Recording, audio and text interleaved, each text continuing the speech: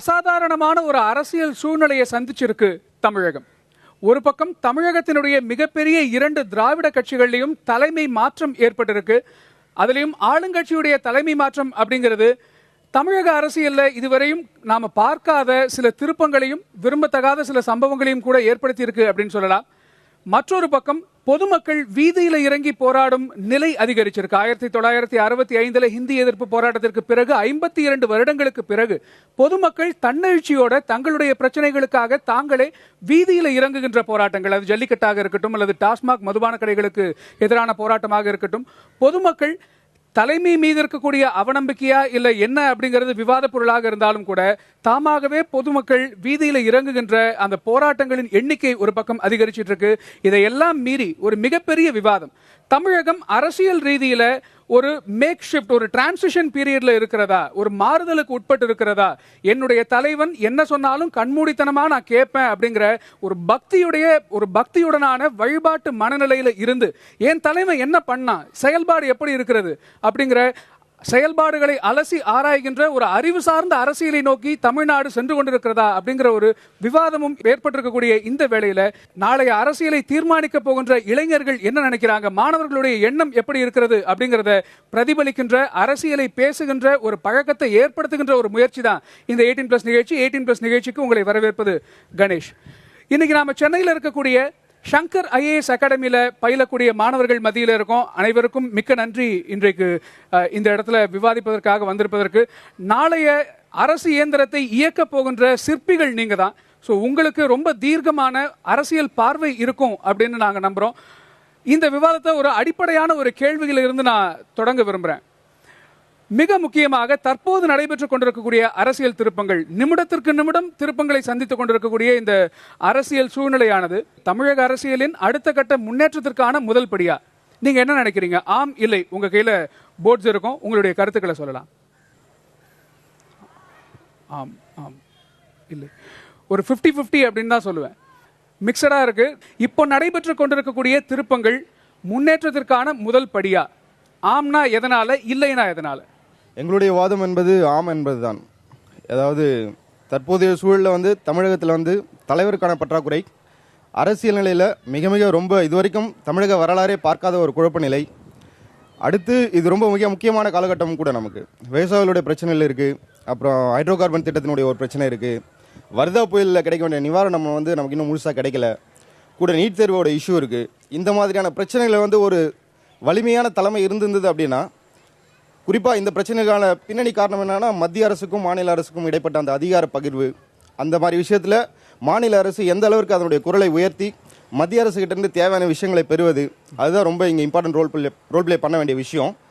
ஆனால் இப்போ அந்த லேக் ஆஃப் லீடர், அதாவது தலைமையில் உள்ள அந்த வெற்றிடம் ஆனது இத்தகைய பின்விளைவுகளை ஏற்படுத்தி கொண்டிருக்கிறது. இது எல்லாமே பார்த்தீங்கன்னா டைரெக்டாகவே தமிழக மக்கள், குறிப்பாக இளைஞர்கள், அடுத்த தலைமுறையினர், இவர்கள் எல்லாருமே முழுமையாக பாதித்து கொண்டிருக்கிற ஒரு விஷயம். ஒரு வெற்றிடம் ஏற்பட்டிருக்கிறது, அதன் காரணமாக ஏற்படக்கூடிய குழப்பங்கள் தான் அரசியல் ரீதியான தலைமைக்கான வெற்றிடம் அப்படின்னு சொல்லியிருக்காரு. அடுத்து யார் பேசுவது?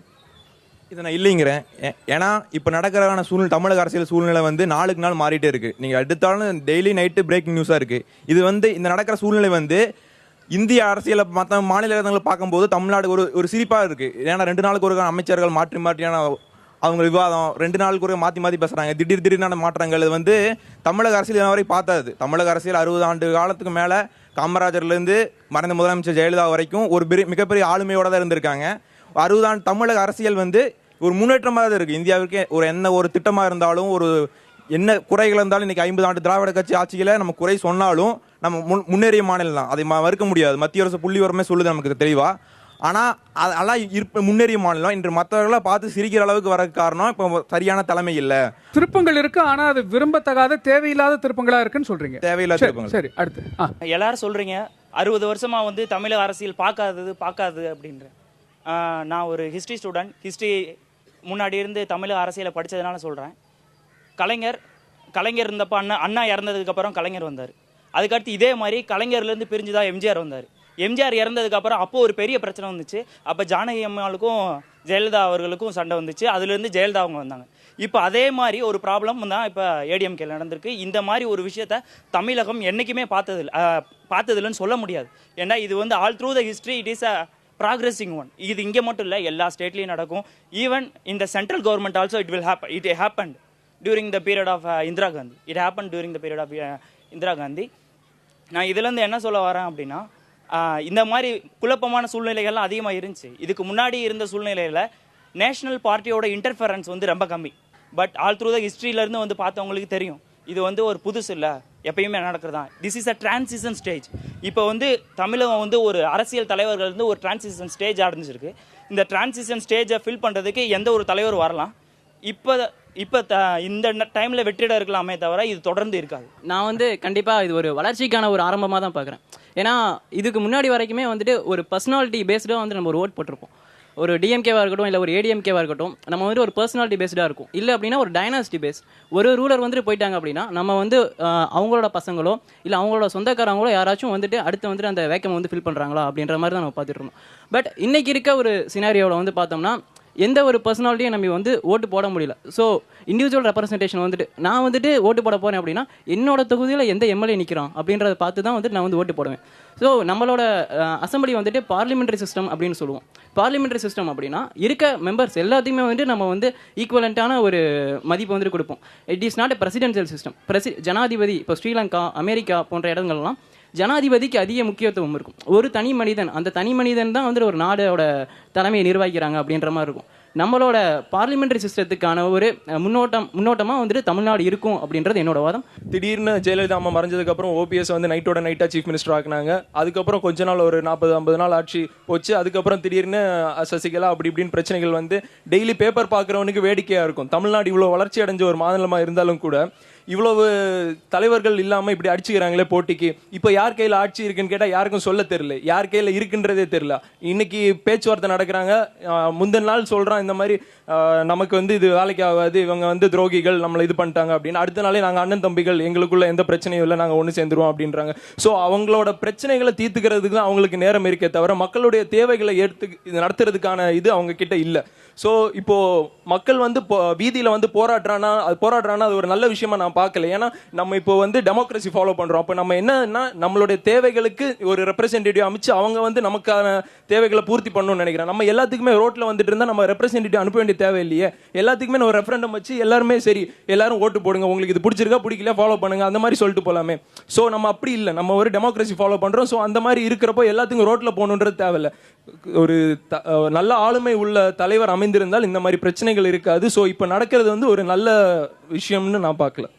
இது வந்து நல்ல விஷயம்ல நீங்கள் பார்க்குறத வந்து என்னால் ஏற்றுக்க முடியல. இது வந்து ஒரு நல்ல விஷயம் தான் நான் சொல்லுவேன். ஏன்னா மக்கள் வந்து இது வரைக்கும் ஒரு தனிப்பட்ட ஒரு மனிதனை பார்த்து அண்ணன் சொன்ன மாதிரி ஒரு தனிப்பட்ட மனிதர், ஒரு தலைவர், அந்த தலைவருக்கான மதிப்பை மட்டும்தான் கொடுத்தாங்களே ஒழிய இது வரைக்கும் அதே மாதிரி அந்த தலைவர்களும் இது வரைக்கும் அவங்க பண்ண ஒரு திட்டங்களையும் அவங்கள மட்டுமே முன்னிறுத்தியிருக்காங்க. இது வரைக்கும் அவங்களுக்கு அடுத்து யார் அப்படின்றத அவங்க யாருமே இது வரைக்கும் அந்த அளவுக்கு சரியான ஒரு இதில் பண்ணதில்லை. இப்போது ஜெயலலிதா அம்மையார் இருந்தாங்க அப்படின்னா அவங்களுடைய திட்டங்கள் எல்லாத்துலேயுமே வந்து அவங்களுடைய பெயர் முன்னிறுத்தப்படும், அவர்களுடைய திட்டமாகத்தான் அது அறிவிக்கப்படும். அந்தந்த அமைச்சர்கள் அதை செயல்படுத்தினாலும் அவர்களுடைய பெயர்கள் அந்த அளவுக்கு வெளிப்பட்டதில்லை. இதனால வந்து மக்களுக்கு இப்போ ஒரு இது என்ன அப்படின்னா, இவங்களுக்கு இந்த ஆளுமைத்தன்மை இருக்குமா, அந்த அம்மாவுடைய ஆளுமைத்தன்மை இருக்குமான்ற ஒரு சந்தேகம் இருக்குது. அந்த பிரச்சனைகளில் இப்போ வர்ற பிரச்சனைகள் அந்த சந்தேகத்தை கூட்டி விடு அதிகமாக்குது. அப்படின்ற பட்சத்தில் இவங்க இந்த பிரச்சனைகளை மேற்கொண்டு வரும்போது தான் இவங்களுடைய ஆளுமை திறன் வெளிப்படும். அந்த ஆளுமை திறன் வெளிப்படும் போது மக்கள் ஆட்டோமேட்டிக்காக இவங்களை ஏற்றுக்குவாங்க. அப்படி இவங்களால் வெளிப்படுத்த முடியல அப்படின்ற பட்சத்தில் ஒரு மாற்று அரசியலை தேடி மக்கள் போக வேண்டிய ஒரு சூழ்நிலை உருவாகும். இந்த மாற்று அரசியல் தேவையா, இல்லை இவர்களாலேயே இவர்களுடைய ஆளுமை நமக்கு போதுமானதாக இருக்குமா அப்படின்ற முடிவை மக்கள் எடுக்கிறதுக்கான ஒரு தருணம் இது. அந்த தருணத்தை உருவாக்குறதுக்காகத்தான் இது போன்ற சூழ்நிலைகள் வருதுன்னு நான் நினைக்கிறேன். அம்மையாருடைய இறப்புக்கு பின்னாடி தமிழ்நாடுடைய நிலைமை வந்து மிக பரிதாபகரமான ஒரு நிலைமையாக இருக்குது. ஏன்னா தமிழ்நாடுங்கிறது வந்து ஒரு பவர்ஃபுல்லான ஸ்டேட்டு. நீங்களே பார்த்துருப்பீங்க, ஒரு பாரத பிரதமர் வந்து தமிழக முதலமைச்சரை நேரடியாக வந்து தன்னுடைய வீட்டில் சந்திச்சுட்டு போனார், தன்னுடைய புரோட்டோகாலை மீறி கூட. அந்தளவுக்கு ஒரு பவர்ஃபுல்லான ஒரு லீடராக வந்து அவங்க இருந்தாங்க. அவங்களுடைய இறப்புக்கு பின்னாடி என்னாச்சு அப்படின்னு பார்த்தீங்கன்னா, தமிழ்நாடுடைய நிலைமை வந்து மத்திய அரசுடைய கையில் நேரடியாக இருக்கிறதுங்கிறது எல்லாத்துக்கும் வெளிப்படையாகவே தெரியும். இப்போ இருக்கக்கூடிய இந்த அரசியல் நிகழ்வு இவங்களுடைய இணைவு வந்து தற்சமயத்துக்கு வந்து ஒரு தமிழ்நாட்டுக்கு ஒரு பயன் தரக்கூடியதாக தான் இருக்கும். ஏன் அப்படின்னு பார்த்தீங்க அப்படின்னா, அம்மையாருடைய அந்த செல்வாக்கை நிலைநாட்டுறதுக்கும் தங்களுடைய ஆட்சியை வந்து தக்க வச்சுக்கிறதுக்கும் என்ன செய்வாங்க அப்படின்னா, இவங்க மக்கள் பணியை வந்து அதிகமாக செய்வாங்க அப்படின்னு வந்து நாங்கள் கொஞ்சம் நம்புகிறோம். தலைமைக்கான ஒரு வெற்றிடம் ஏற்பட்டிருக்கிறது அப்படிங்கிற ஒரு விஷயம் தான். 2 திராவிட கட்சிகள்லையுமே அந்த வெற்றிடம் ஏற்பட்டிருக்கிறது அப்படிங்கிற ஒரு கருத்தும் இருக்குது. உண்மையிலேயே அந்த வெற்றிடம் இருக்கிறதா? வெற்றிடம் அரசியல்ல வெற்றிடம் ஏற்பட்டிருக்கிறதா? தமிழக அரசியல்ல தலைவர்கள் வெற்றிடம் ஏற்பட்டிருக்கிறதா? ஒரு 4-5 பேரை தவிர எல்லாருமே ஆம்னு சொல்லியிருக்கீங்க. இல்லைன்னு சொன்னவங்க சொல்லுங்களேன், எதனால வெற்றிடம் ஏற்படலைன்னு நினைக்கிறீங்க? முன்னாள் முதலமைச்சர் ஜெயலலிதா மரணம் அடைந்திருக்கிறார். இன்னொரு பக்கம் திமுகவை பொறுத்த வரைக்கும் உடல்நலக் குறைவு காரணமாக கருணாநிதி அவர்கள் தலைவராக இருந்தாலும் கூட செயல் தலைவர் அப்படிங்கிற பெயர்ல ஸ்டாலின் கட்சியின் கட்டுப்பாட்டை கையில் எடுத்திருக்கிறார். ஆக 2 பெரிய ஆளுமைகள் இல்லாத நிலையிலும் கூட வெற்றிடம் இல்லை அப்படின்னு நீங்க சொல்ல வரீங்கன்னா எப்படி சொல்றீங்க? முதலமைச்சரை யார் வராங்களோ அவரை சார்ந்தே தான் எல்லா விஷயங்களுமே இருக்கணும் அப்படின்னு பாக்குறாங்க. இங்க அப்படி கிடையாது. ஒரு உள்ளாட்சியில இருந்து, ஒரு சட்டமன்ற தொகுதியில இருந்து, ஒரு எம்பி சீட்ல இருந்து, இல்ல ஒரு மினிஸ்டர் லெவல்ல இருந்து எல்லா விஷயத்திலுமே ஒரு தலைமை இருக்குது. நம்ம தலைமையை வந்துட்டு எப்பவுமே ஒரு சென்ட்ரிக் ஃபிகரை மட்டுமே பார்த்துட்டு இருந்தோம்னா அது தலைமை கிடையாது. அதுதான் இன்னைக்கு இருக்கக்கூடிய தமிழகத்துல ஒரு மிகப்பெரிய பிரச்சனையே. எல்லாத்தையுமே கொண்டு போய் ஒரே ஆள் மேல திணிக்கிறீங்க, அவரே எல்லாரையுமே பார்க்கணுன்றீங்க, ஒரு சின்னத்து மேலேயே எல்லா நம்பிக்கையும் வைக்கிறீங்க. தப்புங்க அது. ஒரு லோக்கலைஸ்டு பீப்புள், அவனுக்கு தான் இந்த ஊரை பத்தி தெரியுங்க, அவனுக்கு இந்த ஊர்ல நடக்கிற பிரச்சனைகளை பத்தி தெரியும், அவனாலதான் நமக்கு தேவையான விஷயங்களை வந்துட்டு செய்ய முடியும் அப்படின்னு நினைக்கிறீங்களா? அவனுக்கு ஓட்டு போடுங்க. அதை பண்றது கிடையாது. இங்க காசை வாங்குறீங்க, சின்னத்துக்கு பாக்குறீங்க, அதை தான் ஓட்டு போட்டுக்கிட்டு இருக்கீங்க. அது முக்கியம் கிடையாது. என்னைக்கு அதுல இருந்து நம்ம வெளிப்பட்டு வரோமோ அன்னைக்குதான் இந்த தலைமை இல்லை அப்படின்றது நம்ம வந்து உணர்வோம். ஸோ நம்ம வந்து தலைமையே வந்து தப்பா புரிஞ்சுக்கிட்டு இருக்கோம். தலைமையை என்னைக்கு நம்ம சரியா புரிஞ்சுக்கிறோமோ அன்னைக்கு தான் வந்துட்டு நாடு நல்ல ஒரு முன்னேற்றம் இருக்கும். அப்ப தலைமை வந்து எல்லாருமே எதிர்பார்ப்பாங்க, யார் தலைவர்னு தெரிஞ்சுப்பாங்க. ஒரு உள்ளாட்சி தேர்தல், இந்த வார்டில் உனக்கு யார் தலைவர் முதல்ல அது தெரிஞ்சிருக்கணும். அது தெரிஞ்சிருந்தா மட்டும்தான் நம்மளுடைய குறைகளை தீர்த்து வைக்க முடியும். ஸோ அவன் தான் நமக்கு அந்த நேரத்துக்கான தலைவர். இப்போ இன்னைக்கு நடக்கக்கூடிய போராட்டங்கள் கூட பார்த்துக்கிட்டு இருப்பீங்க. எந்த ஒரு போராட்டம் நடந்தாலும் நம்ம போய் மத்திய அரசு கிட்ட போய் பேசிக்கிட்டு இருக்கோம். அது இல்லை முக்கியம். முதல்ல உன்னுடைய உள்ளாட்சியிலிருந்து போகணும். அங்கிருந்து போனா மட்டுமே தான் எந்த ஒரு பிரச்சனைக்குமே ஒரு தீர்வு காண முடியும். அதை விட்டுட்டு எல்லா விஷயத்துக்குமே ஒரு சென்ட்ரிக் ஃபிகரையே நீங்க எதிர்பார்த்துக்கிட்டு இருந்தீங்கன்னா உங்களை வந்துட்டு ஃபோக்கஸ் பண்ணணும். இந்தியா முழுக்க நீங்க ஃபோக்கஸ் பண்ணணும்னு நினைக்க வேண்டாம். உங்களுடைய ஃபோக்கஸ் வந்துட்டு உங்களுடைய பிரச்சனை தீரணும் அப்படின்னு நினைங்க. அதை யாருமே இன்னைக்கு நினைக்கிறதே கிடையாது. அதை நினைச்சீங்கன்னா நம்மளுடைய பிரச்சனை தீரும், நம்மளுடைய தலைவர் யாருன்னு தெரியும், நம்மளுடைய தலைமைகள் எல்லா விஷயமே நம்ம மக்களுக்கு புரியும். நல்ல கருத்து, நல்ல கருத்து. ஒற்றை தலைமை தான் இருக்கணும் அப்படிங்கிற அவசியம் இல்லை. நம்முடைய அரசியல் அமைப்பே மிகச்சிறந்த ஒரு அமைப்பாக இருக்கிறது. அந்த அரசியல் அமைப்பையே நம்ம தலைமைக்கான ஒரு காரணியா பயன்படுத்தலாமே. திரு மு வரதராஜனார் எழுதின புக் அறமும் அரசியலும் பார்த்தீங்க அப்படின்னா அதிகாரம் வந்து ஒரு மையத்தில் குவியக்கூடாது அப்படின்னு சொல்லியிருப்பாரு. அதாவது கட்சி அரசியலுக்கு முக்கியத்துவம் கொடுக்கக்கூடாது அப்படின்னு சொல்லியிருப்பாரு. அதாவது இன்டைரக்ட் டெமோக்ரஸி டைரக்ட் டெமோக்ரஸியாக நம்ம மாறணும் அப்படின்னு சொல்லியிருப்பாரு. ஸோ இப்போ நீங்கள் பார்த்தீங்க அப்படின்னா மக்களை முன்னிறுத்தினது தான் எல்லாமே. ஸோ ஒரு வெற்றிடம் உண்டாகலை அப்படிங்கிறது என்னோட கருத்து. ஏன்னா மக்கள் வந்து இப்போ எழுச்சி பெற்றுட்டாங்க. அவங்க வந்து அவங்களோட மக்கள் வந்து தனக்கான தலைவன் வந்து யார் அப்படிங்கிற சூஸ் பண்ண விட தானே தலைவனாக இருக்கலாம், ஒவ்வொருத்தனும் தலைவன் தான் அப்படிங்கிற கொள்கைக்கு வந்துட்டாங்க அப்படின்னு நான் நினைக்கிறேன். முதல்ல தலைமையில் வெற்றிடம் இருக்கா இல்லையான்னு பார்க்கறதுக்கு முன்னாடி நம்ம அரசியல் வந்து அடுத்த ஸ்டேஜுக்கு போகிறதுக்கான சாத்தியம் இருக்கான்னு பார்க்கணும். இப்போ வந்து இவ்வளோ நாள் ஒரு ஸ்ட்ராங்கான லீடர்ஷிப் இருந்தது. அது இருக்க வரைக்கும் மக்களோட மென்டாலிட்டி எப்படின்னா அவங்களே பார்த்துப்பாங்க, எதனால அவங்களே பார்த்துப்பாங்கங்கிற ஒரு லெத்தாஜிக்காக இருந்துட்டு வந்தோம். அப்படி ஒரு வெற்றிடம் ஏற்பட்டனால தான் வந்து நமக்கு ரெஸ்பான்சிபிலிட்டி வந்திருக்கு, நமக்கு தேவையானது நம்ம கேட்கணும்னு தோண ஆரம்பிச்சிருக்கு. ஆனால் அவங்களுக்கு வந்து கரெக்டான நாலேஜ் இல்லை, பொலிட்டிக்கல் அவேர்னஸ் வந்து நம்ம மக்கள்கிட்ட இல்லை. எக்ஸாம்பிளுக்கு என்ன சொல்லலான்னா ஃபார்மர்ஸ் பிரச்சனையே எடுத்துக்கலாம். விவசாயிகள் வந்து டைரெக்டாக மாநில அரசுக்கிட்ட தான் போயிருக்கணும். மத்திய அரசு வந்து காம்ப்ளிமெண்ட் வேணால் கொடுக்க முடியும், ஆனால் வந்து ஒரு சட்ட ரீதியாக விவசாயத்துக்கு சட்டம் ஏற்றணும்னா கண்டிப்பாக அது மாநில அரசுனால தான் முடியும். அந்த ஒரு அவேர்னஸ் அவங்களுக்கு கொண்டு வரணும். இது வந்து ஒரு நல்ல சான்ஸ். அவங்களுக்கு வந்து இன்ட்ரெஸ்ட் இருக்கும்போது அவங்களுக்கு நம்ம எஜுகேட் பண்ணோம்னா கண்டிப்பாக அடுத்த ஸ்டேஜுக்கு போக முடியும். ஆஸ்திரேலிய பிரதமர் உலகத்திலே ஃபர்ஸ்ட் டைம் வந்து அவர் தான் வந்து தன்னை பற்றின மெடிக்கல் ரிப்போர்ட், அவர் வந்து அட்மிட் ஆனதப்ப ஹாஸ்பிட்டல் அட்மிட் ஆனதப்ப தன்னை பற்றின மெடிக்கல் ரிப்போர்ட்டை பப்ளிக் தெரிஞ்சிடும்னு சொல்லிட்டு எக்ஸ்போஸ் பண்ணிவிட்டார். அதுக்கான காரணம் அவர் திங்க் பண்ணது என்னன்னா, இந்த நாட்டினுடைய தலைவன் நான், என்னை நம்பி இந்த மக்கள் எல்லாம் இருக்காங்க. ஸோ என்னுடைய உடல்நலம் நல்லா இருந்தால் தான், நான் சிறப்பான ஒரு பணியை செய்தால் தான் இந்த நாடு முன்னேறும் அப்படின்ற ஒரு எண்ணத்தில் முதன்முறையாக வெளியிட்டது. இதனுடைய தொடர்ச்சி தான் ஒபாமா அவருடைய ரிப்போர்ட்டை எக்ஸ்போஸ் பண்ணிவிட்டது. அப்புறம் ரீசெண்டாக இவங்க ஹிலாரி கிளின்டன் அவங்க எலெக்ஷன் கேம்பெயின் முன்னாடியே தன்னுடைய ரிப்போர்ட்டை வெளில எக்ஸ்போஸ் பண்ணது. இது என்ன, அரசியலமைப்பில் நம்ம இது ஒரு சின்ன திருத்தத்தை ஏற்படுத்தணும். ஒரு தலைவர் நாட் ஓன்லி அதாவது முதலமைச்சர் கேண்டிடேட் மட்டும் இல்லை, நாட்டினுடைய முக்கிய தலைவர்கள் அனைவருமே மக்களுடைய பிரதிநிதிகள் யாரெல்லாம் மக்களுக்காக போயிட்டு இந்த மாதிரி ஒரு சட்டம் இயற்றக்கூடிய ஒரு விஷயத்தை செய்யக்கூடியவர்களோ, மக்களுடைய பிரச்சனைகளை பார்லிமெண்ட்லேயோ இல்லை லெஜிஸ்லேட்டிவ் அசம்பிளியோ அட்ரஸ் பண்ணக்கூடிய அந்த நபர்கள் எல்லாருமே தங்களை பற்றின முழு மெடிக்கல் ரிப்போர்ட் முக்கியமாக மற்ற விஷயங்கள் எல்லாமே அவர்கள் எலெக்ஷன் பெட்டிஷன் டைம்லேயே கொடுத்துட்றாங்க, சொத்து விவரம் அது எல்லாமே. மெடிக்கல் ரிப்போர்ட் கம்பல்சரி அவங்க கொடுத்தே ஆகணும். அவர்கள் முடியவில்லை என்றால் 2ஆம் கட்ட தலைவர்களை உடனடியாக அவர்கள் கை காட்டி அந்த தலைவரினுடைய நம்பிக்கையையும் அவர்களே ஏற்படுத்தி கொடுக்க வேண்டும். ஏன்னா இப்போ சமீபத்தில் நடந்த பிரச்சனையும் அதுதான். அந்த அம்மையார் மட்டும்தான், அந்த கரிஸ்மேட்டிக் லீடர்ஷிப், தனி மனித வழிபாடுன்ற ஒரு விஷயத்தில் அந்த அம்மையார் மட்டும்தான் பெரிய பிம்பமாக நிறுத்தப்பட்டாங்க. அவங்க காணாமல் போன பிறகு அடுத்த கட்ட தலைவர் யாருன்னு போய் தேடவே முடியல. ஏன்னா மக்களுக்கு அந்த நம்பிக்கையே வரல. இந்த ஒரு நபர் வந்து சரியான நபராக நம்ம தமிழ்நாட்டை வந்து முன்னெடுத்து செல்வதற்கு எல்லாமே. ஸோ இது சொல்லப்போனால் இதில் ஒரு பார்ட் எரர் வந்து ஜெயலலிதா அம்மையார் மீதே உள்ளது. வெற்றிடத்தை கொண்டு வந்ததே நம்ம தான். ஏன்னா ஒரு தனிநபர் முன்னிறுத்தியே தமிழக அரசியல் எப்பவுமே நடந்துட்டு வருது. காமராஜர், அண்ணா, எம்ஜிஆர், கலைஞர், ஜெயலலிதா. இப்போ நம்ம ஓட்டு போறோம்னா எடுத்துட்டாலும் எந்த கட்சிக்கு ஓட்டு போறோமா, திராவிட முன்னேற்ற கழகம், அண்ணா முன்னேற்ற திராவிட கழகம், அவங்களுக்கெல்லாம் கொள்கையை பற்றி நம்ம ஓட்டு போறது கிடையாது. இந்த தடவை நம்ம போன தடவை கலைஞரா, இந்த தடவை ஜெயலலிதாவா, கலைஞரா, அம்மாவா, கலைஞரா அப்படி பார்த்து ஓட்டு போட்டோம். அந்த தனிநபர் வழிபாட்டை முன்னிறுத்தியே நம்ம கொண்டு வந்தங்காட்டி கொள்கை அரசியலை பார்த்தே நம்ம ஒரு வாக்களிக்க தவறினால இப்போ தனிநபர் வழிபாடு வந்துருச்சு. இப்போ தனிநபர் இல்லாமல் நம்ம பண்ண முடியாது. இப்போ அதிமுக ஒரு கொள்கையை பார்த்து வாக்களிச்சிருந்தா இப்போ வேற ஒரு தலைமை இருந்தாலும் அவங்கள ஏற்றுக்க முடியும். இப்போ அம்மானால எல்லாமே போயிடுச்சுன்னு ஆகி போச்சு. ஜெயலலிதானால அவங்க எதுவுமே பண்ண முடியாது ஆகி போச்சு. இப்போ கலைஞர் ஓய்வில் இருக்காரு. திமுகலையும் கூட இப்போ அடுத்த ஸ்டாலின் வர அளவுக்கு நமக்கு எல்லாம் தெரிஞ்ச அளவுக்கு தலைமை இருந்தாலும் அதிமுக பெரிய வெற்றிடம் ஆகி போச்சு. நீங்க மிகப்பெரிய கட்சியே ஒரு பிளவுபட்டு ஒரு மிகப்பெரிய போனதுக்கு தனிநபர் வழிபாடு தான் காரணம். கொள்கை அரசியல் சார்ந்த ஒரு சிந்தித்த ஒரு வாக்களித்து இனிமேல் தலைமை வாக்களித்தா தான் இந்த வெற்றிடம் உருவாகுது. தலைவரை பொறுத்து வெற்றிடம் உருவாகுது என் கருத்து. என்னோட கொள்ளு தாத்தா செலக்ட் பண்ணவர் அவரோட ஜென்ரேஷனுக்கு தான் கரெக்டான ஆள். எப்படி என்னோட ஜென்ரேஷனுக்கு அவர் கரெக்டான ஆள் நீங்கள் சொல்ல முடியும்? இப்போ இருக்கிறது என்ன, கலைஞருக்கு வந்து 30 வயசு ஆகுதா?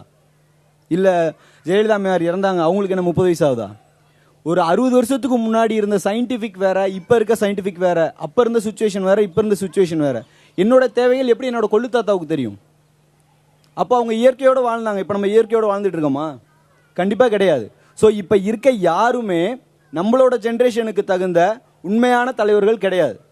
அவங்களாம் நம்ம கொள்ளு தாத்தாவுக்கு தேவைப்பட்ட தலைவர்கள், அவ்வளோதான். ஸோ என்னோட தலைவர்களை நான் தேர்ந்தெடுக்கிறேன். அதுக்கான போராட்டம் தான் இது, அதற்கான முன்னேற்றம் தான் இந்த பாதை. இங்க ஓட்டெடுப்புல கிட்டத்தட்ட 90% பேர் வந்து ஆமா வெற்றிடம் இருக்கு அப்படின்னு சொல்றீங்க.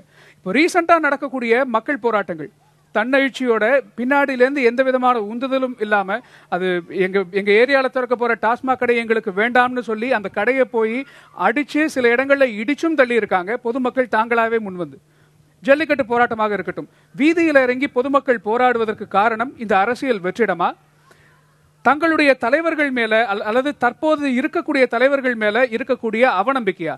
என் பிரச்சனையை பேச தலைவன் இல்ல, என் பிரச்சனையை நானே இறங்கி போராடி வாங்கிக்கிறேன் அப்படிங்கிற ஒரு எண்ணம் தான் இன்றைக்கு மக்கள் கிட்ட இருக்கா? என்ன நினைக்கிறீங்க?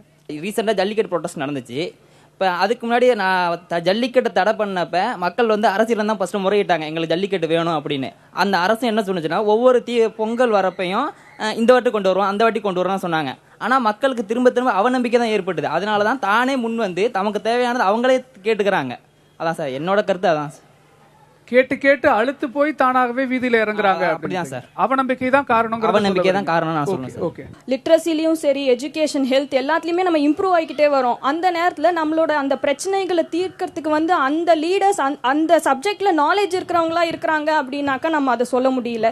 அவங்களும் கொஞ்சம் அதுல நாலேஜபிளா எஜுகேஷனல் குவாலிஃபிகேஷனோட இருந்தா இந்த அவநம்பிக்கை வராது, இப்படி ஒரு வெற்றிடம் வராதுன்னு எனக்கு தோணுது. என்ன மாதிரியான குவாலிஃபிகேஷன் இருக்கணும்ன்றீங்க? பேசிக்கா ஒரு எஜுகேஷனல் குவாலிஃபிகேஷன். நம்ம பல்லாயிரக்கணக்கான மக்களை வந்து லீட் பண்ண போறாங்க. எஜுகேஷன் குவாலிஃபிகேஷனோட இருக்கக்கூடிய தலைவர்கள் எல்லாரும் சரியா செயல்படுவாங்க அப்படி சொல்ல முடியாது. ஆனா என்னோட வியூல வந்து எஜுகேஷன் இல்லாததுனால இப்படி இருக்குதோ அப்படின்னு நான் நினைக்கிறேன். ஏன்னா நம்ம வந்து ஒரு கிரைட்டீரியாவே வைக்கல, நம்மள லீட் பண்ண போறவங்களே ஒரு கிரைட்டீரியாவே வைக்கல. அதுக்கு ஒரு கிரைட்டீரியா வச்சா நல்லா இருக்கும். ஏன்னா அவங்கள தான் நம்ம வழிகாட்டியா எடுத்துக்கிறோம். ஒரு தலைவர் அப்படிங்கிறவங்க நம்ம வழிகாட்டியா எடுத்துக்கிறோம். அவங்க வந்து இப்ப வழிகாட்டியாவே இல்லாம அவங்களுக்குள்ளேயே நிறைய பிரச்சனைகள், மக்களோட பிரச்சனைகளை தீர்க்கறதுக்கே நேரம் இல்லாம அவங்களுக்குள்ள பிரச்சனையா இருக்கும்போது அந்த வழிகாட்டி ஒரு வெற்றிடமா ஆயிருது. அதனால வந்து ஒரு கிரைட்டீரியா இருந்துச்சுன்னா அது கொஞ்சம் பெட்டரா இருக்கும்னு நினைக்கிறேன். Okay okay okay. ரொம்ப சீரியஸான அரசியல் கேள்விகளுக்கு மத்தியில இப்போ அரசியல் மீம்ஸ் ரொம்ப, இப்போ சமீபத்தில் கூட தெர்மாக்கோலை வச்சு நிறைய மீம்ஸ் வந்தது. கேலி சித்திரங்கள், பத்திரிகைகளில் கேலி சித்திரங்கள் பெருசாக பேசப்படுது போக, இப்போ சோஷியல் மீடியா வந்ததுக்கு பிறகு இந்த மீம்ஸ் வந்து பெரிய அளவில் வந்து ஸ்ப்ரெட் ஆகிட்டு இருக்கு. நீங்கள் ரொம்ப ரசித்த அரசியல் மீம்ஸ் சமீப காலங்களில் என்னென்ன பகிர்ந்துக்க முடியுமா? எனக்கு ஒரு மீம்ஸ் ஞாபகம் வருது. சசிகலா வந்து கம்பேர் பண்ணி போட்டிருந்தாங்க. அவங்க வந்து இந்த முன்னாள் முதலமைச்சர் ஜெயலலிதா அவருடைய சமாதியில் போயிட்டு சத்தியம் பண்ணுறப்போ ராக்கெட் வந்து மேலே போகும். ஸோ அது வந்து தேவையில்லாத நம்ம கிரியேட் பண்ண விஷயம் தான். என்னன்னு பார்த்தீங்கன்னா மீம்ஸ்லாம் வந்து ஒரு ஃபோக்கஸ் எதுக்காக பண்ணுறாங்கன்னா ஒரு அவேர்னஸ் கிரியேட் பண்ணுறாங்க. நம்மளோட மிஸ்டேக்ஸ் இந்த மாதிரிலாம் இருக்குது அப்படிங்கிறதுக்காக சொல்கிறதுக்காக ஒரு மீம்ஸ் இருக்குது. நம்ம இதுவே வேறு கோணத்தில் பார்க்கணும். நம்ம யார் இதுக்கெல்லாம் காரணம் அப்படின்னு பார்த்தீங்கன்னா மக்கள் தான். தலைவர்கள் நம்ம நிறைய பேசுகிறோம். ஆனால் எல்லா தலைவர்களும் தேர்ந்தெடுத்தது நம்ம மக்கள். தேர்ந்தெடுக்கிறதுக்கு முன்னாடி எலெக்ஷன் வைக்கிறாங்க. எலெக்ஷன் கமிஷன் வந்து எவ்வளோ தான் கஷ்டப்படுறாங்க. ஏன்னா நம்ம வந்து பின்னாடி ஒரு ஐஏஎஸ் ஆஃபீஸரோ ஒரு ஐபிஎஸ் ஆஃபீஸரோ பின்னாடி ஒரு எலெக்ஷன் கமிஷனர் ஆஃபீஸரோ வந்து நம்ம நாட்டை வந்து ஒரு நல்ல இடத்துக்கு கொண்டு போகிறோம். இப்போ நம்ம யோசிக்க வேண்டியது என்னன்னா நிறைய வந்துட்டு எலெக்ஷன் கமிஷனில் அவங்க நிறைய அவங்களோட டெக்னாலஜிக்கல் வியூலாம் கொண்டு வர்றாங்க. இப்போ விவிபிடிலாம் வருது, வாட்டர் வெரிஃபைடு இதெல்லாம் வருது, எலெக்ஷன் கமிஷன் வருது. ஸோ அவ்வளோ இருந்தாலும் நமக்கு உள்ள எலெக்ஷன் பூத்துக்குள்ளே போனாங்கன்னாவே தெரியும் உங்களுக்கு 3 தடவை வெரிஃபை பண்ணிட்டு தான் அடுத்து ஓட்டு போடவே விட்றாங்க. ஸோ வெரிஃபிகேஷன்லேயும் நிறைய ஆள் இருக்காங்க. ஆனால் வெளியில் மீம்ஸ் பண்ணுறப்ப பார்த்தீங்க அப்படின்னா இது எலெக்ஷன் மிஷின் வந்து தவறான முறையில் பயன்படுத்துகிறாங்க அப்படின்னு ஒரு மீம்ஸ் கிரியேட் பண்ணுறாங்க. ஸோ அதை வந்து ஒரு சில விஷயங்கள் நல்ல விஷயங்களாக இருந்தாலும் ஒரு சில விஷயங்கள் தவறாக இருக்குது. எல்லாத்தோட பவரும் பீப்புளோட கையில் தான் இருக்குது, மக்களோட கையில் நம்ம கையில் தான் இருக்குது அப்படிங்கிறோட என்னோட கருத்து. ரீசெண்டாக வந்த சிஆர் சரஸ்வதியை போட்டு ஒரு மீம் போட்டாங்க. ஒரு பெண் இருந்த இடத்தில் இன்னொரு பெண் தான் வர வேண்டும் அப்படின்னு சொல்லிட்டு. ஆனால் அதுக்கு வந்து கமெண்ட்ஸ் வந்து இது என்ன லேடிஸ் பாத்ரூமா, ஒரு பெண் இருந்த இடத்தில் இன்னொரு பெண். அது ரொம்ப ரசிச்ச மீம். சார் ஆக்சுவலாக வந்து பார்த்தீங்கன்னா ஒரு சிறந்த தலைவர் இது வரைக்கும் இருந்த முக்கியமான தலைவர்லாம் பார்த்தீங்கன்னா அதிகமாக அவங்களோட பாடி லாங்குவேஜ் இருக்காது. ஒரு ப்ரெஸ் மீட்லேயோ இல்லை ஏதாச்சும் ஒரு முக்கியமான இடத்துலையோ வந்து பார்த்தீங்கன்னா அவங்களோட வாய்ஸ் தான் நல்லா போல்டாக கேட்குமா தவிர அவங்களோட ஆக்ஷன்லாம் இருக்காது. ஆனால் சமீபமாக வந்து சசிகலா அம்மையார் ஜெயிலுக்கு போகிறதுக்கு முன்னாடி அவங்க ஒரு ப்ரெஸ் மீட்டில் வந்து பேசுகிறாங்க. அவங்களோட வாய்ஸ் வந்து சுத்தமாக கேட்கவே இல்லை. அந்த ஹேண்ட் ரியாக்ஷன்ஸு ஃபேஸ் ரியாக்ஷனு இதெல்லாம் வச்சு ஒரு மெமி போட்டிருந்தாங்க. அதில் வந்து பார்த்திங்கன்னா அவங்க ரியாக்ஷன் இப்படின்னும் போது 50 ரூபா வேணும், இப்படின்னும் போது இவ்வளோ பாத்திரம் இருக்குது கழுவ அப்படின்ற மாதிரிலாம் மெமிஸ் போட்டிருந்தாங்க. அது சூப்பராக இருந்தது. அமைச்சர் அவர்கள் வந்து தெர்மோகோல் விட்டார். அது வந்து இப்போ நான் ஒரு மீம் பார்த்தேன். அது என்னென்னா அமைச்சர் அவர் வந்து ராக்கெட்டில் போகிறாரு, ராக்கெட்டில் போய் வந்து சூரியனுக்கு கூலிங் கிளாஸ் போகிறாரு. அந்த மாதிரி ஒரு மீன் பார்த்தேன். அதாவது என்னோட தேவை வந்து இன்றைக்கி எனக்கு வந்து உணவு தேவை, அது அவங்க வழங்கணும். அதுக்கு விட்டுட்டு இப்போ அவங்க சயின்டிஃபிக்காக போகிறாங்க, இப்போ தெர்மோகோல் பண்ணுறாங்கன்னா அதில் ஒரு லாஜிக் இருக்கணும். ஸோ எனக்கு தேவையானதும் கொடுக்கல, அவங்க பண்ணுறதும் கரெக்டானது பண்ணல அப்படிங்கும்போது வந்து எதிர்மறையான எண்ணமாக இருக்குது. ஸோ எங்களுக்கு அது கொஞ்சம் கோபத்தை ஏற்படுத்துது. ஓகே, தலைமைக்கான ஒரு வெற்றிடம் ஏற்பட்டிருக்கிறது அப்படிங்கிற ஒரு விஷயம் தான். 2 திராவிட கட்சிகள்லையுமே அந்த வெற்றிடம் ஏற்பட்டிருக்கிறது அப்படிங்கிற ஒரு கருத்தும் இருக்குது. உண்மையிலேயே அந்த வெற்றிடம் இருக்கிறதா? வெற்றிடம்ங்கிறது வந்து அது சாமானியனுக்கானதா தெரியல சார். அந்த வெற்றிடம் வந்து ஒரு வலிமையானவர்களுக்கும் இன்னொரு வலிமையானவர்களுக்கும் இடையில் நடக்கிற ஒரு போராட்டமாக தான் இருக்கே ஒழிய சாமானியனுக்கு அதில் வந்து வெறும் வேடிக்கை பார்ப்பவன்கிற பதவி மட்டும் தான் வழங்கப்பட்டிருக்கு. இது வந்து நம்ம எந்த இடத்துல தோத்தோம் அப்படின்னா நம்ம உள்ளாட்சி அளவிலேயே தோத்துட்டோம். ஒரு சாதாரண கிராமத்திலேயே 2 பணக்காரர்களுக்கு இடையில் நடக்கிற போராட்டமாக தான் அதிகமாக 2 பேர் பணம் வாங்குறாங்கல்ல, அவங்க 2 பேருக்கு இடையில் நடக்கிற போராட்டமாக தான் அந்த தேர்தல் இருக்கு. பொதுமக்கள் வந்து வேடிக்கை பார்ப்பவர்களாக தான் இருக்கிறோம். அது வந்து கிராஸ் ரூட் லெவல். நீங்க சொல்ற மாதிரி உள்ளாட்சி தேர்தல், அதுக்கு அடுத்த கட்ட தேர்தலில் இன்னும் கொஞ்சம் அதிக போனோம், அதுக்கு அடுத்த கட்ட தேர்தலில் இன்னும் கொஞ்சம் அதிக போனோம். அப்போ சாமானியன் வந்து இங்க வெறும் வேடிக்கை பார்ப்பனா மட்டும் தான் இருக்கிறானே ஒழிய இந்த பதவி இந்த சிம்மாசனத்தில் யார் உட்காருதுங்கிறத அந்த நாடகத்தை பார்க்கறதுக்கு இந்த சாமானியனுக்கு விருப்பம் இல்லாம தான் பொதுமக்கள் வீதிக்கு இறங்கி வராங்க. அது ஒரு வெறுப்புணர்வின் அடையாளமாக தான் நம்ம பார்க்கணுமே ஒழிய இந்த வெற்றிடத்தை ஒரு பெரிய பாசிட்டிவ் சைனாக வச்சு நம்ம பார்த்துட்டு அதையே துதிப்பாடிக்கிட்டு இருக்கக்கூடாதுன்னு சொல்ல வரேன்.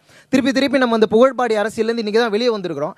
இன்றைக்கி வெளியே வந்த பிறகு மறுபடியும் இந்த வெற்றிடத்தை யார் நிரப்ப போகிறா அப்படிங்கிறத நம்ம பார்க்குறத விட இந்த வெற்றிடத்தை நம்ம கிரிட்டிக்கலாக அனலைஸ் பண்ணணும்னு நினைக்கிறேன். நான் இந்த வெற்றிடத்தை நம்ம கொடுத்துருக்குறோம்.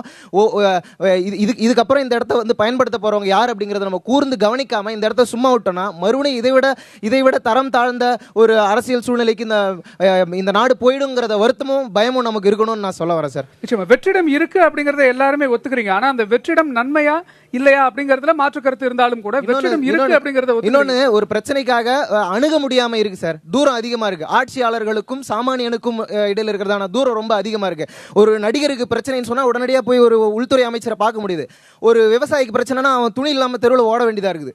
ஸோ இரண்டுக்கும் நம்ம வித்தியாசம் பார்க்கணும். சாமானியன் ஏன் தெருவுக்கு வரான் அப்படிங்கிறத பற்றி நம்ம யோசிக்கணும் சார். தெருவுக்கு வந்துட்டாங்கிறதுனால கைதட்டக்கூடாது. தெருவுக்கு வர வேண்டிய நிலைக்கு கொண்டு வந்தது இத்தனை ஆண்டு கால அரசியலில் இருந்த ஓட்டைகள் தான் நம்ம சொல்லணும். இத்தனை கால அரசியலே தப்புன்னு நம்ம சொல்ல முடியாது. அப்படி ஒரு அரசியல் இல்லை நான் வந்திருக்க முடியாது, அதையும் நான் ஒத்துக்கிறேன்.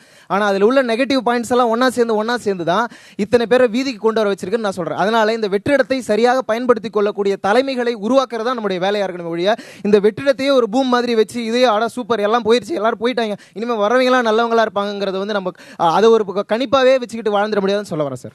அருமையான கருத்து. உங்க கோவத்தை வெளிப்படுத்தி இருக்கிறீங்க. வெற்றிடம் இருக்கு அப்படிங்கறத எல்லாருமே ஒத்துக்கிறோம். ஆனா இந்த வெற்றிடம் அப்படிங்கிற ஒரு இடத்துல இருந்து 2 விதமான சர்ச்சைகள் தமிழக அரசியலில் எழுந்திருக்கு. ஒரு பக்கம் என்ன மாதிரியான கருத்து முன்வைக்கப்படுதுன்னா, இந்த வெற்றிடத்தை பயன்படுத்தி மத்திய அரசு தமிழகத்துக்குள்ள மத்தியில் ஆளக்கூடிய பாரதிய ஜனதா கட்சி தமிழ்நாட்டில் காலூன்ற முயற்சிக்கிறாங்க, புறவாசல் வழியாக உள்ளே வர விரும்புகிறார்கள். இப்போ நடந்துட்டு இருக்கக்கூடிய அரசியல் குழப்பங்களுக்கு பாரதிய ஜனதா கட்சியும் ஒரு காரணம் அப்படிங்கிற ஒரு கருத்து ஒரு பக்கம் இருக்குது.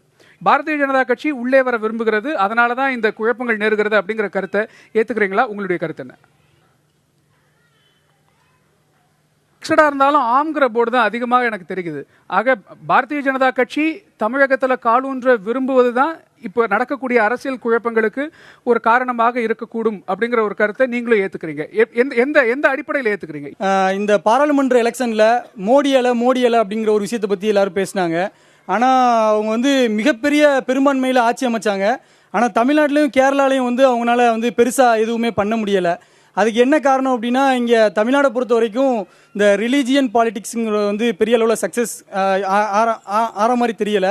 ஸோ அவங்க என்ன பண்ணுறாங்க அப்படின்னா, நேரடியாக தன்னுடைய இன்ஃப்ளூயன்ஸை பயன்படுத்த முடியாமல் இப்போ இந்த மறைமுகமான வழியில் பயன்படுத்துகிறாங்கிறத நான் சொல்லிக்கிறேன். சரி சரி, நீங்கள் சொல்லுங்க. என்னை பொறுத்த வரையும் பாரதிய ஜனதா கட்சி உள்ள வருது வரலங்கிறது பிரச்சனை இல்லை சார். அது வந்தாலும் அவங்க ஆட்சி நல்லா இருக்குமா இல்லையா அப்படின்னு பகுத்தறிஞ்சு ஓட்டு போற திறமை இப்ப மக்களுக்கு வந்திருக்கு நிறையன்னு சொல்வேன். இப்போ இருக்கிற பொலிட்டிக்கல் வேக்யூம்ல பிஜேபி தமிழ்நாடு பாலிடிக்ஸ்குள்ள என்ட்ரி ஆகுதான்னு கேட்டீங்க. நான் ஆமான்னு தான் சொல்றேன். இது ஒரு 2 எக்ஸாம்பிள்ஸ் எடுத்துக்கலாம். அதாவது ஜெயலலிதா அம்மா இருந்தப்போ நீட் அண்ட் உதய் ஸ்கீம்ட்டு 2 கொண்டு வந்தாங்க. நீட் தேர்வு, அப்புறம் உதய் ஸ்கீம், அந்த உஜ்வல் டிஸ்கம் அஷூரன்ஸ் யோஜனான்ட்டு. அம்மா இருந்த வரைக்கும் அது வரவிடலை. அவங்க இறந்ததுக்கப்புறம் பழனிசாமியாக இருக்கட்டும் இல்லை ஓபிஎஸ்ஸாக இருக்கட்டும் அவங்க கொண்டு வந்தாங்க. இது ஒன்று, அது சென்ட்ரல் கவர்மெண்ட் ஸ்கீம்ஸ், அது கொண்டு வந்தாங்க. இது எப்படி பார்க்குறேன்னா வெற்றிடம், அதாவது பொலிட்டிக்கல் வேக்யூம் இருக்குது, இதை யூஸ் பண்ணிட்டு பிஜேபி உள்ளே வராங்கன்னு தான் பார்க்க முடியும். 67 காங்கிரஸ் போனதுக்கப்புறம் இப்போ வரைக்கும் தமிழ்நாட்டை 2 திராவிட கட்சிகள் மட்டும்தான் ஆடிச்சு. ஃபுல்லாக ரீஜனலிசம், நேஷனலிசம், நம்ம நேஷனலிஸ்ட் பார்ட்டி நம்ம இங்கே வர முடியல. இப்போ இருக்க லோக்சபா ஸ்ட்ரென்த்தில் 3வது பெருங்கட்சியாக நம்ம திராவிட கட்சிகள் இருக்குது. 2 நேஷனல் பார்ட்டிக்கு அடுத்து 3வது பெருங்கட்சியாக தனிப்பெரும்பான்மையோடு இருக்கிறது ஒரு பெரிய விஷயம். அதுவும் இல்லாமல் நீட் திட்டம், உதய் திட்டம், இதில் எல்லாத்தையும் ஜிஎஸ்டி இதெல்லாம் எதிர்க்கிற ஒரே மாநிலம் தமிழகம் மட்டும். இதை ஏன் இப்படி எடுக்கிறாங்க, இதை எப்படி கண்ட்ரோல் பண்ணுறது அப்படிங்கிற இதை அவங்கள கண்ட்ரோல் பண்ணுறதுக்காக பிஜேபி இங்கே ப்ரொமோட் பண்ணுதோ அப்படி அவங்க தேசிய அளவிலான சில பிரச்சனைகளை சாதிச்சுக்கிறதுக்காக தமிழகத்தில் காலூன்ற பார்க்கதோ அப்படிங்கிற ஒரு சந்தேகத்தை வெளிப்படுத்துறாங்க. நன்றி நன்றி. நான் ஆம் என்று தான் சொல்றேன். ஏன்னா இது ஆல்ரெடி 2 இடத்துல எக்ஸ்பெரிமெண்ட் பண்ணியிருக்காங்க. அருணாச்சல் பிரதேஷ்லயுமே உத்தரகாண்ட்லயுமே அங்கே இருக்கிற கவர்மெண்ட்டை டாபிள் பண்ண ட்ரை பண்ணி அருணாச்சல் பிரதேசில் சக்ஸஸ்ஃபுல்லாக இது பண்ணிட்டாங்க. இந்த எலெக்ஷனில் உத்தரகாண்ட்லேயே பிடிச்சிட்டாங்க. இப்போ தமிழ்நாட்டில் ஆல்ரெடி வலுவிழந்துதான் இருக்காங்க. இப்போ கண்டிப்பாக பேஸ் போட்டு தான் ஆகணும். அதுக்காக என்ன பண்ணணும், எப்படியாச்சும் இந்த வேக்கமை கிரியேட் பண்ணி தான் வந்தாகணும். மோடிங்கிற ஒரு ஃபேஸ் வேல்யூ தமிழ்நாட்டில் ரீச் ஆகவே இல்லை. இப்போ பார்த்தீங்கன்னா விவசாயிக பிரச்சனை, அதில் பார்த்தீங்கன்னா மோடியோட ஃபேஸ் வேல்யூ போயிடுச்சு அப்படின்னு தான் சொல்லணும். ஏன்னா மீம்ஸ் வருது, அவர் அதை விவசாயிகளை போய் நேராக பார்க்கல. அது ஒரு முக்கியமான ஒரு பிரச்சனை தான். விவசாயிகள் தான் நம்ம நாட்டுக்கு ஃபுட் செக்யூரிட்டி தர்றாங்க, அவங்கள தான் ஃபர்ஸ்ட் முக்கியத்துவம் தரணும் ஒரு பிரதமராக. ஆனால் அவர் அதை தராதங்காட்டி வேற ஏதாச்சும் வழியாக நம்ம தமிழ்நாட்டில் நுழைய பார்க்கணும் அப்படிங்கிறதுல அவங்க ட்ரை பண்ணிட்டே தான் இருக்காங்க. இதுக்கு முன்னாடி ஜெயலலிதா அம்மையார் இருக்கும்போது கவர்னர் போடலைன்னா அது சம்திங் அவங்களுக்குள்ள என்னமோ பிரச்சனை. சில பேர் இவங்களுக்கு பிடிக்கல, சில பேர் அவங்களுக்கு பிடிக்கலன்ற மாதிரி அப்படி இப்படி இருந்தது, அதனால் அவங்க வரல. பட் இப்போ வேற சீஃப் மினிஸ்டர் வந்த அப்புறமா அவங்க போட்டிருக்கலாம். ஆனால் இன்னை வரைக்கும் போடலை. இதனால் தமிழ்நாடோட வளர்ச்சியே பார்த்தீங்கன்னா தடைப்பட்டு நிற்குது. அதனால் அவங்க இதை வச்சு ஒரு அவங்களுக்கு சப்போர்ட்டிவான கவர்னரை உள்ளே நுழைக்கலாம் அப்படின்னும் பார்க்குறாங்க. இன்டைரக்டாக உள்ளே வரலாம். அதாவது இப்போ இவங்களோட ஸ்கீம்ஸ் பாலிசிஸை தடை பண்ணால், வளர்ச்சியை தடை பண்ணால் ஆட்டோமேட்டிக்காக இந்த கவர்மெண்ட் மேலே ஒரு பேட் நேம் கிரியேட் ஆயிரும். அந்த பேட் நேமை வச்சு அவங்க உள்ள நுழைஞ்சிடலாம் அப்படின்ற முயற்சி தான் நீங்க நினைக்கிறீங்க. நன்றி நன்றி நன்றி. பாரதிய ஜனதா கட்சி உள்ளே வர விரும்புகிறது, அதனாலதான் இந்த குழப்பங்கள் நேருகிறது அப்படிங்கிற கருத்தை ஏத்துக்கிறீங்களா? உங்களுடைய கருத்து என்ன சார்? பிஜேபி ஆட்சியில் இல்லை அப்படின்னா இன்னைக்கு தமிழ்நாட்டில் நடக்கிறதே பிஜேபி கவர்மெண்ட் தான். எல்லாமே பேருக்கு ஒன்றா அண்ணா திராவிட முன்னேற்ற கழகம், அம்மா அணி, புரட்சி தலைவி அணின்னு பேசினுக்கிறாம தவிர பிஜேபி கவர்மெண்ட் தான் இன்னைக்கு தமிழ்நாட்டில் நடக்குது. எந்த எக்ஸாம் எடுத்துக்கினாலும் அதுதான். இன்னைக்கு அம்மையார் இறந்த பிறகு ஓபிஎஸ் முதல்வராக கொண்டாந்ததும் பிஜேபி தான். ஓபிஎஸ் முதல்வர் பதவியிலிருந்து தூக்கியதும் ஓபிஎஸ் தான். இபிஎஸ் முதல்வராக கொண்டாந்ததும் பிஜேபி தான். அவரை தூக்கினாலும் தூக்காத இருந்தாலும் பிஜேபி தான். சில பேர் வெளிப்படை என்ன பேசுறாங்கன்னா பத்திரிகையில் வர்றதை பத்தி பேசுறாங்க. ஆனால் இன்டர்னல் பாலிட்டிக்ஸ் ஒன்று இருக்குது. அப்புறம் நீட் எக்ஸாமை பத்தி பேசுறாங்க.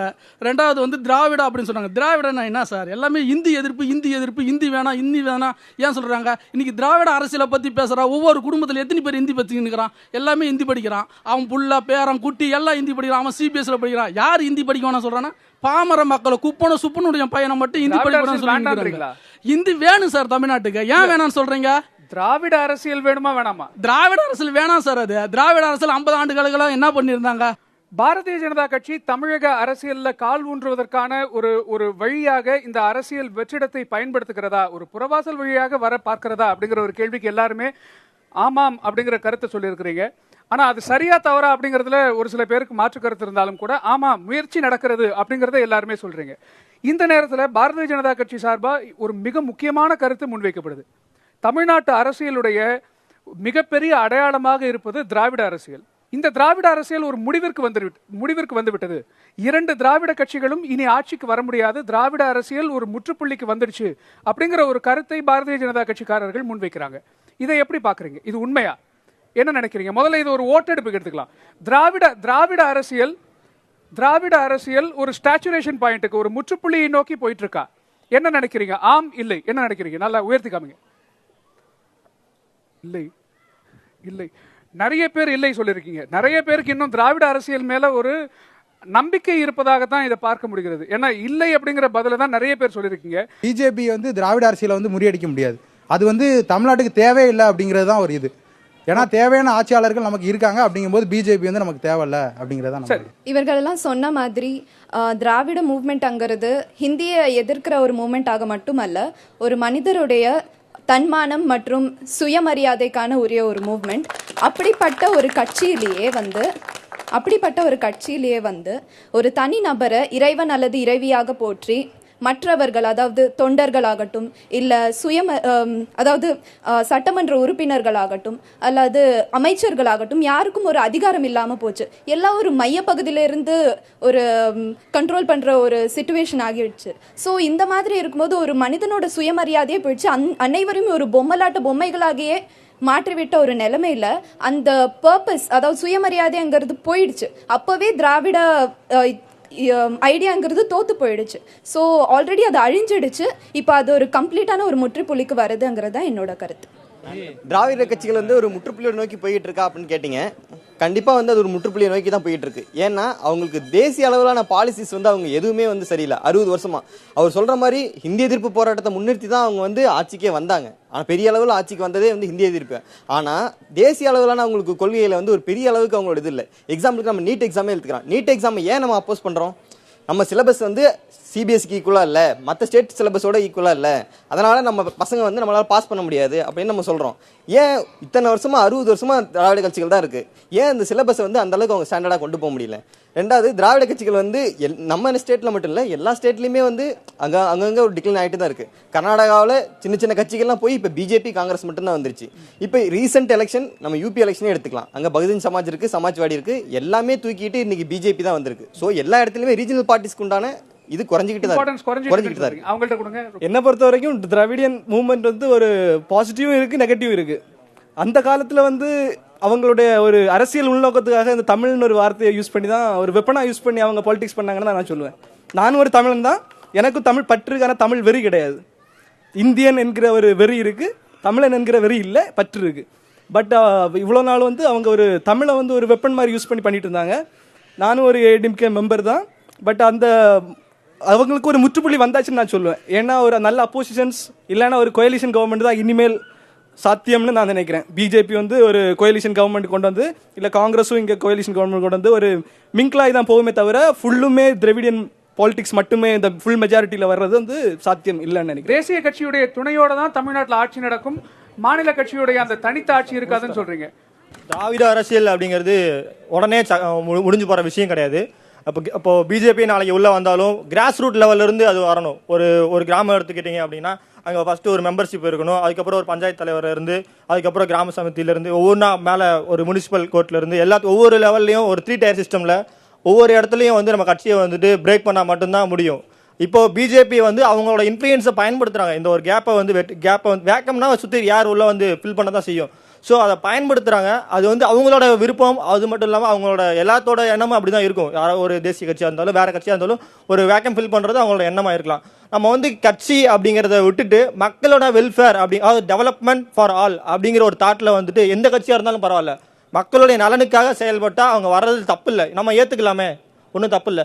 மக்களுக்கான வெல்ஃபேர் ஸ்கீம்ஸ் நிறைய இருக்குது. நம்ம மீடியா வந்து இன்றைக்கி பாலிட்டியை பற்றி பேசுகிறோம், பொலிட்டிக்கல் இஷ்யூஸ் பற்றி பேசுகிறோம், ஆனால் வெல்ஃபேர் ஸ்கீம்ஸை பற்றி நம்ம பேசுறது கிடையாது. நிறைய வெல்ஃபேர் ஸ்கீம்ஸ் இருக்குது, யாருக்கு போய் சேர்ந்துருக்கு, எப்படி அது வந்து மக்கள் யூட்டிலைஸ் ஆகிருக்காங்க அப்படிங்கிறது தெரியணும். இன்றைக்கி விவசாயிகள் வந்து டெல்லியில் போராடுறாங்க, ஆனால் அவங்களுக்காக எவ்வளோ ஸ்கீம்ஸ் கொண்டு வந்திருக்காங்கன்னு சொல்லிட்டு யாருக்காவது தெரியுமா?